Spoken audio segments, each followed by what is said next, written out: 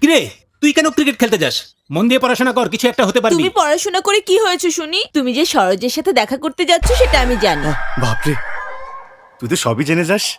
যাবি আমার সাথে? বল কিনে দেবে? হ্যাঁ দেবো, চল।